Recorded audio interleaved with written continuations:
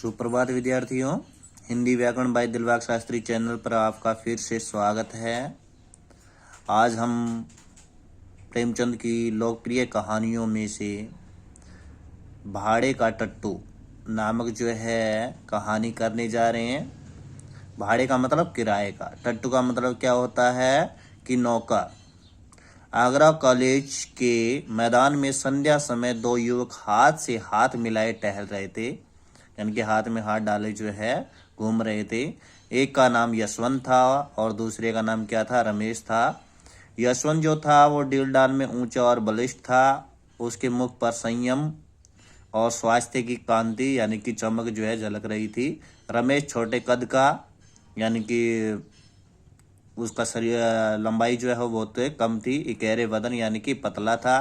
तेज और दुर्बल आदमी था। दोनों में किसी विषय पर बहस हो रही थी, यानी कि वाद विवाद हो रहा था। तो यशवंत ने कहा, मैं आत्मा के आगे धन का कुछ मूल्य नहीं समझता। रमेश बोला, बड़ी खुशी की बात है।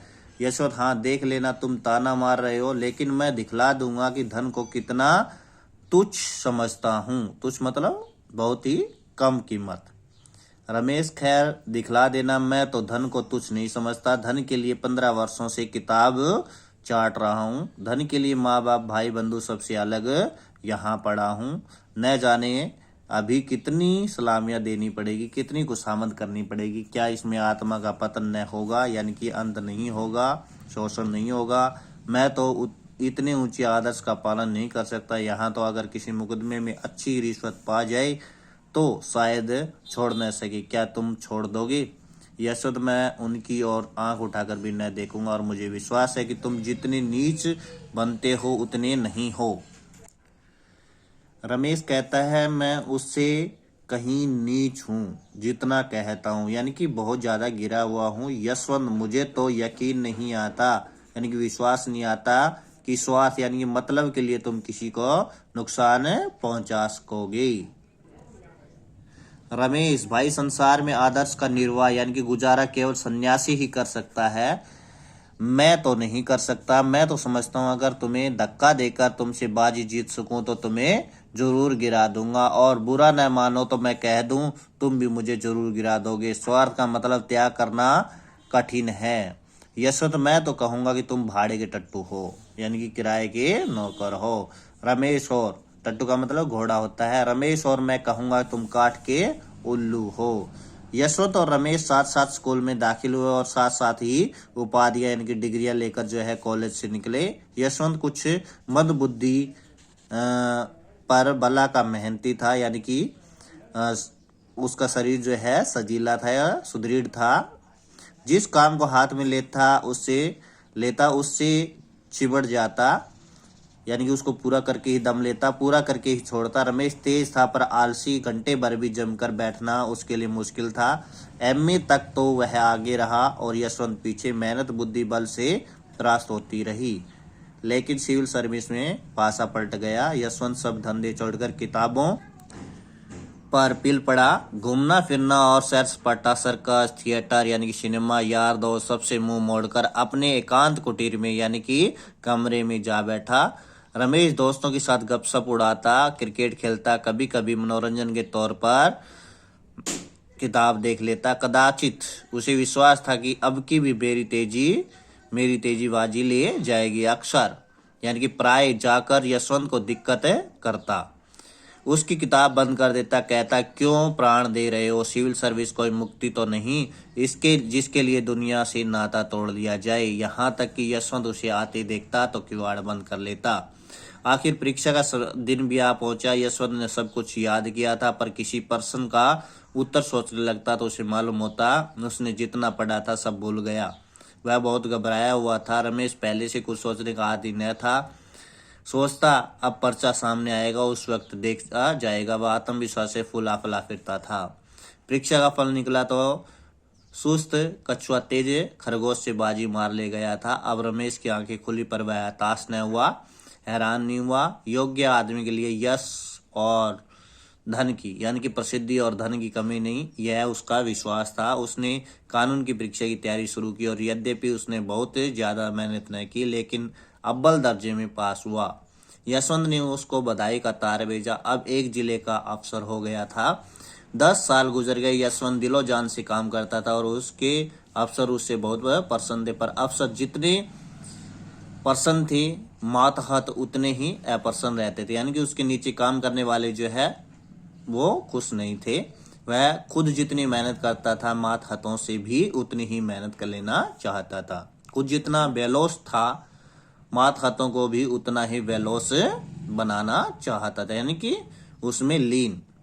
ऐसे आदमी बड़े कारगुजार समझे जाते हैं। यशवंत की कारगुजारी का अफसरों पर सिक्का जमता जाता था। 5 वर्षों में ही वह जिले का जज बना दिया गया।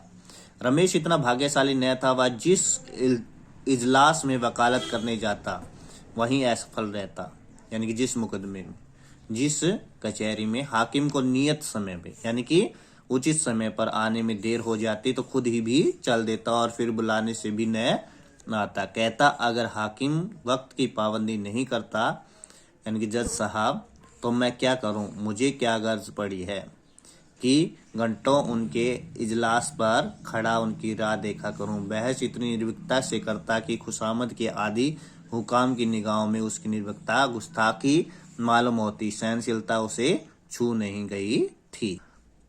हाकिम हो या दूसरे पक्ष का वकील, जो उसके मुंह लगता उसकी खबर लेता था। यहाँ तक कि एक बार वह जिला जज से ही लड़ बैठा। फल यह हुआ, यानी कि उसका हल क्या हुआ, उसकी सनद छीन ली गई, यानी कि उसकी जो डिग्री थी वकालत की वो छीन ली गई, किंतु मुवक्किलों के हृदय में उसका सम्मान ज्यों का त्यों रहा। तब उसने आगरा कॉलेज में शिक्षक का पद प्राप्त कर लिया, किंतु यहाँ भी दुर्भाग्य ने साथ न छोड़ा। प्रिंसिपल से पहले ही दिन खटपट हो गई। प्रिंसिपल का सिद्धांत यह था कि विद्यार्थियों को राजनीति से अलग रहना चाहिए, न अपने कॉलेज के किसी छात्र को किसी राजनीतिक जलसे में शरीक न होने देते, यानी कि शामिल नहीं होने देते। रमेश पहले ही दिन से इस आज्ञा का खुल्लम खुल्ला विरोध करने लगा, यानी कि स्पष्ट रूप से।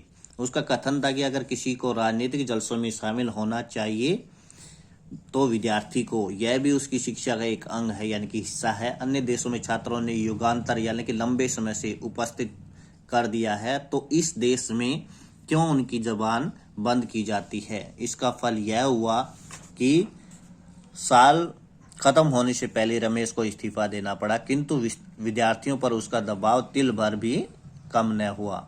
इस भांति कुछ तो अपने स्वभाव और कुछ परिस्थितियों ने रमेश को मार मार कर हाकिम बना दिया, यानी कि वैद्य बना दिया। पहले वकीलों का पक्ष लेकर अदालत से लड़ा, फिर छात्रों का पक्ष लेकर प्रिंसिपल से लड़ा, रार मोल ली यानी कि झगड़ा मोल ली, और अब प्रजा का पक्ष लेकर सरकार को चुनौती दी। वह स्वभाव से निर्भीक, आदर्शवादी, सत्यभक्त था, आत्म अभिमानी था। ऐसे प्राणी के लिए प्रजा सेवक बनने के सिवा और उपाय इन क्या था। समाचार पत्रों में वर्तमान परिस्थिति पर उसके लेख निकलने लगे। उसकी आलोचना इतनी स्पष्ट, इतनी व्यापक यानी कि विस्तृत थी और इतनी मार्मिक होती कि शीघ्र ही उसकी कीर्ति फैल गई, यानी कि प्रसिद्धि फैल गई। लोग मान गए कि इस क्षेत्र में एक नई शक्ति का उदय हुआ है। अधिकारी लोग उसके लेख पढ़कर तिलमिला उठते थे। उसका निशाना इतना ठीक बैठता था कि उसने बच निकलना असंभव था। देश की राजनीतिक स्थिति चिंताजनक हो रही थी। यशवंत अपने पुराने मित्र के लेखों को पढ़ पढ़कर कांप उठते थे। भय होता कहीं वह कानून के पंजे में न आ जाए। बार बार उसे संयत रखने की ताकीद करते, यानी कि संयम रखने की बार बार मिन्नतें करते कि जरा अपनी कलम को और नरम कर दो, जानबूझकर क्यों भी इधर कानून के मुंह में उंगली डालते हो। लेकिन रमेश को नेतृत्व का नशा चढ़ा हुआ था। वह इन पत्रों का जवाब तक न देता था। 5वें साल यशवंत बदलकर आगरे का जिला जज हो गया था। देश की राजनीतिक दशा चिंताजनक हो रही थी। खुफिया पुलिस ने एक तूफान खड़ा कर दिया था। उसकी कपोल कल्पित कथाएं सुन सुनकर हुकामों की रूह फना हो रही थी, यानी कि आत्मा उस पर न्यौछावर हो रही थी। कहीं अखबारों का मुंह बंद किया जाता था, कहीं प्रजा के नेताओं का। खुफिया पुलिस ने अपना उल्लू सीधा करने के लिए हुकामों के कुछ इस तरह कान भरे कि उन्हें हर एक स्वतंत्र विचार रखने वाला आदमी खूनी और कातिल नजर आता था। रमेश यह अंधेर देखकर चुप बैठने वाला मनुष्य न था। ज्यों ज्यों अधिकारियों की निरंकुशता बढ़ती थी, त्यों त्यों उसका भी जोश बढ़ता था। रोज कहीं न कहीं व्याख्यान देता यानी कि भाषण देता, और उसके प्राय सभी व्याख्यान विद्रोहात्मक भावों से भरे होते थे। स्पष्ट और खरी बातें कहना ही विद्रोह है। अगर किसी का राजनीतिक भाषण विद्रोहात्मक नहीं माना गया तो समझ लो उसने उसे आंतरिक रूप से गुप्त रखा हो। इस प्रकार जो है प्रजा का नेता बनकर वो जेल और फांसी से नहीं डरने वाला था। एक दिन यशवंत ने रमेश को अपने यहाँ बुला भेजा। रमेश के जी में तो आया कि कह दे कि वो वहां नहीं आएगा, उसे यहाँ आने में क्या शर्म आती है। लेकिन दूसरे दिन ही वह ठीक 6 बजे यशवंत के बंगले पर जा पहुंचा। उसने किसी से इसका जिक्र नहीं किया था, यानी कि बताया नहीं था। कुछ तो यह ख्याल था कि लोग कहेंगे कि मैं अफसरों की खुशामद करता हूँ, और कुछ यह कि शायद इससे यशवंत को कोई हानि न पहुंचे। वह यशवंत के बंगले पर पहुंचा तो चिराग जल चुके थे, यानी कि रोशनियां या बल्ब जल चुके थे। यशवंत ने आकर उसे गले से लगा लिया। आधी रात तक दोनों मित्रों में खूब बातें हुई। यशवंत इतने में नौकरी के जो अनुभव प्राप्त किए थे सब उसके सामने रख दिए, और उसको यह ख्याल भी बिल्कुल गलत निकला कि वह बिल्कुल बदल गया, वफादारी के राग अलापता होगा। रमेश ने कहा, भले आदमी, जब इतने जले हुए हो तो छोड़ क्यों नहीं देते नौकरी, और कुछ न सही अपनी आत्मा की रक्षा तो कर सकोगे। यशवंत, मेरी चिंता पीछे करना है, इस समय अपनी चिंता करो। मैंने तुम्हें सावधान करने के लिए बुलाया है। इस वक्त सरकार की नजरें तुम्हारे ऊपर है, तुम्हें भय नहीं है कि तुम पकड़े जाओगे। रमेश, इसके लिए भी तैयार हो बैठा हूं। आखिर आग में कूदने से लाभ ही क्या।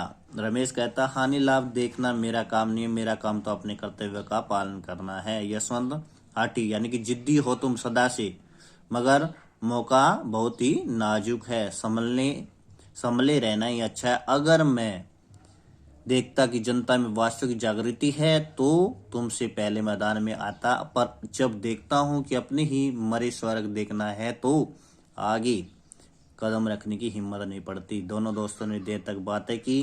कॉलेज के दिन याद आए। सहपाठियों के लिए कॉलेज की पुरानी स्मृतियां, यानी कि याद, मनोरंजन और हास्य, यानी कि हंसने का एविरल, यानी कि लगातार चलने वाला जो स्रोत है वो चलता रहा। अध्यापकों की आलोचनाएं हुई, कौन कौन साथी क्या कर रहा है इसकी चर्चा हुई, और इस तरह से जो है बातें करते करते भोजन करते हुए 1 बज गया। यशवंत ने कहा, अब कहाँ जाओगे, यहीं सो जाओ। रमेश तो रमता जोगी था, जहां खाना मिला, रहना सोना मिला, वहीं पर वो रह गया, और वह यशवंत के सामने जो है खड़े होकर मुस्कुरा रहा था। इसी रात को आगरे में भयंकर डाका पड़ गया। रमेश 10 बजे घर पहुंचे तो देखा पुलिस ने उनका मकान घेर रखा है। उन्हें देखते ही एक अफसर ने वारंट दिखाया। तुरंत घर की तलाशी होने लगी। मालूम नहीं क्यों कर रमेश की मेज की दराज में एक पिस्तौल निकल आया। फिर क्या था, हाथों में हथकड़ी पड़ गई। अब किसे उनके डाके में शरीक होने से इनकार हो सकता था, और फिर कितने ही आदमी पर आफत आई। सभी प्रमुख नेता चुन लिए गए। मुकदमा चलने लगा। औरों की बात तो ईश्वर जाने पर रमेश निरपराध था। इसके पास ऐसा प्रबल प्रमाण था कि जिसकी सत्यता से किसी को इनकार न हो सकता था, पर क्या वह प्रमाण का उपयोग कर सकता था। रमेश ने सोचा, यशवंत स्वयं मेरे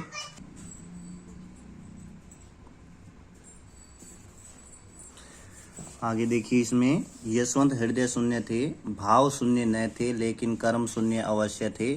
उन्हें अपने परम मित्र को निर्दोष मारे जाते देखकर दुख होता था। कभी कभी रो पड़ते थे, पर इतना साहस न होता कि सिपाही देकर उसे छुड़ा ले। न जाने अफसरों को क्या ख्याल हो, कहीं यह न समझने लगे कि मैं भी षड्यंत्रकारियों से सहानुभूति रखता हूँ। मेरा भी उनके साथ कुछ संपर्क है। यह मेरे हिंदुस्तानी होने का दंड है। जानकर जहर निगलना पड़ रहा है। पुलिस ने अफसरों पर इतना आतंक जमा दिया कि चाहे मेरी शहादत से रमेश छूट भी जाए, खुल्लम खुल्ला मुझ पर अविश्वास न किया जाए, पर दिलों से यह संदेह क्यों कर दूर होगा कि मैंने केवल एक स्वदेश बंधु को छुड़ाने के लिए झूठी गवाह दी, और बंधु भी कौन, जिस पर राजद्रोह विद्रोह का अभियोग है, यानी मुकदमा है। इसी सोच विचार में 1 महीना गुजर गया। उधर मजिस्ट्रेट ने यह मुकदमा यशवंत ही के इजलास में भेज दिया, यानी कि कचहरी में भेज दिया। डाके में कई खून हो गए थे, और मजिस्ट्रेट को उतनी ही कड़ी सजाएं देने का अधिकार था जितनी उसके विचार में दी जानी चाहिए। यशवंत अब बड़े संकट में पड़ा। उसने छुट्टी लेनी चाहिए लेकिन मंजूर न हुई। सिविल सर्जन जो थे वो अंग्रेज था, इस वजह से उसकी सनद लेने का ही हिम्मत न पड़ी। वाला सिर पर आ पड़ी थी और उससे बचने का उपाय न सोचता था। भाग्य की कुटिल क्रीड़ा देखिए, यानी कि खेल देखिए।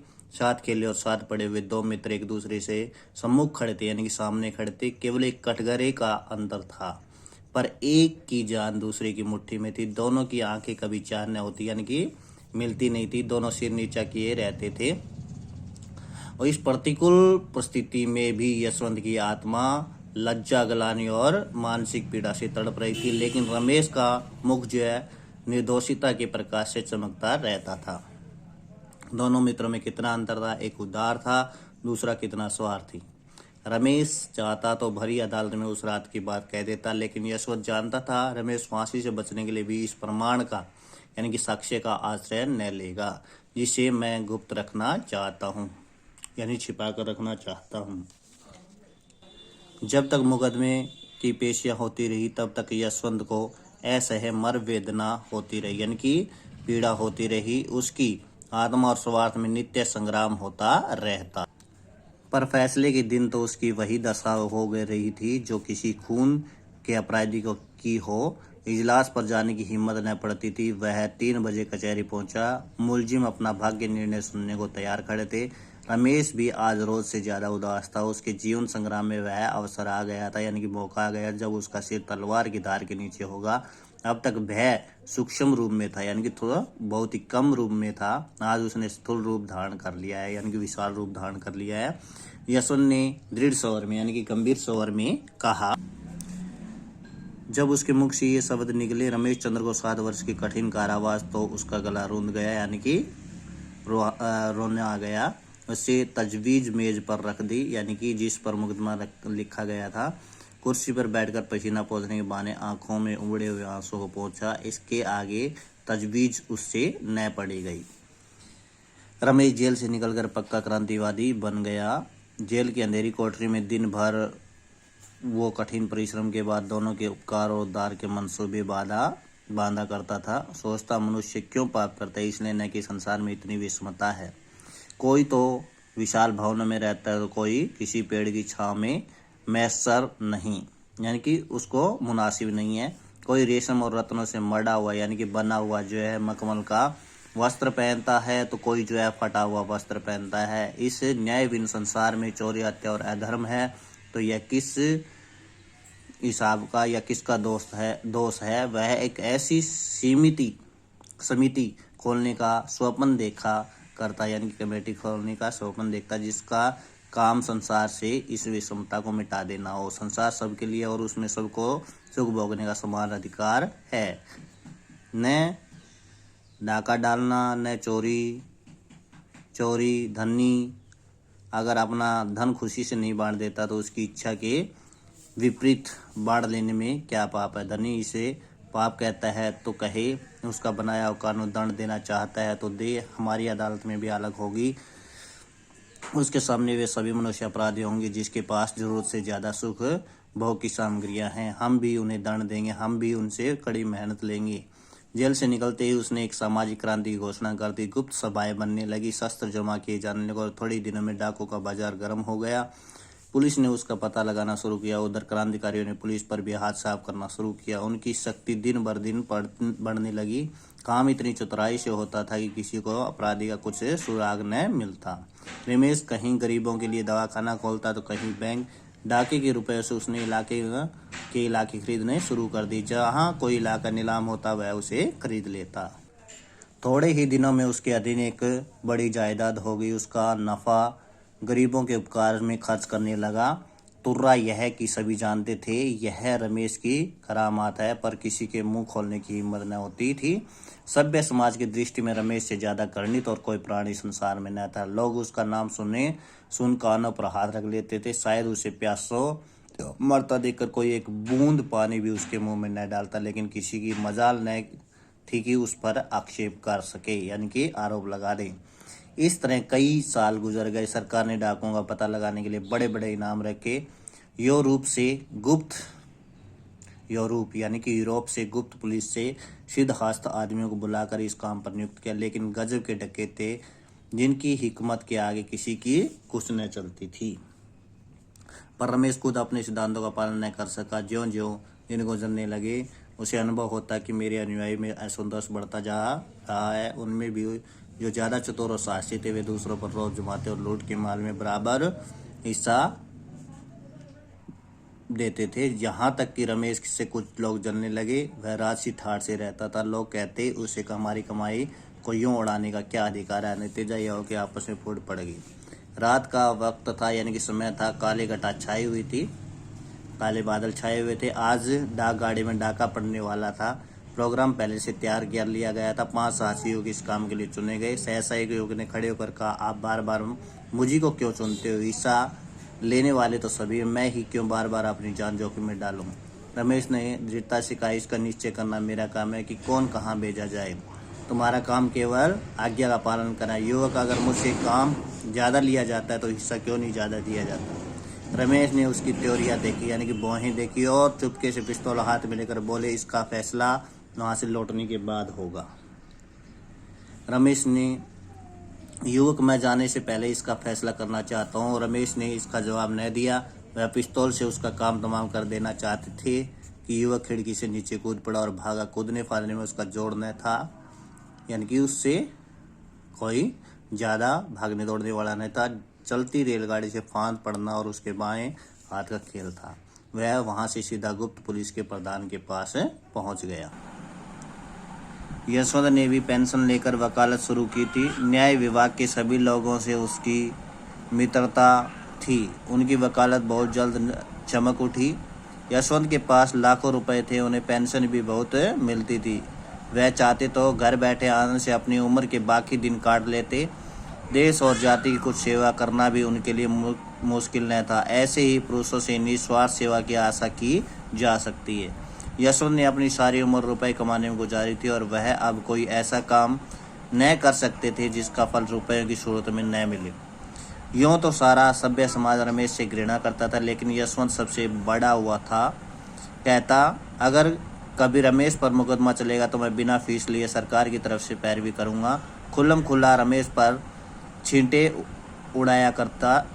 यह आदमी नहीं शैतान है, राक्षस है। ऐसे आदमी का तो मुंह न देखना चाहिए। उफ, इसके हाथों कितने भले घरों का सर्वनाश हो गया, कितने भले आदमियों के प्राण गए, कितनी स्त्रियां विधवा हो गई, कितने बालक अनाथ हो गई। आदमी नहीं, पिशाच है, यानी कि राक्षस है। मेरा बस चले तो इसे गोली मार दूं, जीता चिनवा दूं। सारे शहर में शोर मचा हुआ था। रमेश बाबू पकड़े गए। बात सच्ची थी, रमेश चुपचाप पकड़ा गया था। उसी युवक ने जो रमेश के सामने कूदकर भागा था। पुलिस के प्रधान से सारा कच्चा चिट्ठा बयान कर दिया था। अपहरण और हत्या का कैसा रोमांचकारी, कैसा पैशाचिक, कैसा पापपूर्ण वृतांत था, यानी कि कहानी थी। भद्र समुदाय बगले बजाता था, यानी कि खुशियां मना रहा था। सेठों के घरों में घी के चिराग जलते थे। उनके सिर पर एक नंगी तलवार लटकती रहती थी। आज वह हट गई। अब वे मीठी नींद से सो सकते थे। अखबारों में रमेश के हथकंडे छपने लगे। वे बातें जो अब तक सारे भय की किसी भी जुबान पर न आती थी, अब अखबारों में निकलने लगी। उन्हें पढ़कर पता चलता था कि रमेश ने कितना अंधेर मचा रखा था। कितने ही राजे और रईस उसे माहवार, यानी कि प्रति माह टैक्स दिया करते थे। उसका पुर्जा पहुंचता, यानी कि गुर्गा जो होता है, उसका एक साथी फला तारीख को, यानी कि उचित तारीख को इतने रुपए भेज दो। फिर किसकी मजाल थी उसका कम टाल सके। वह जनता के हित के लिए जो काम करता उसके लिए भी अमीरों से चंदे लिए थे।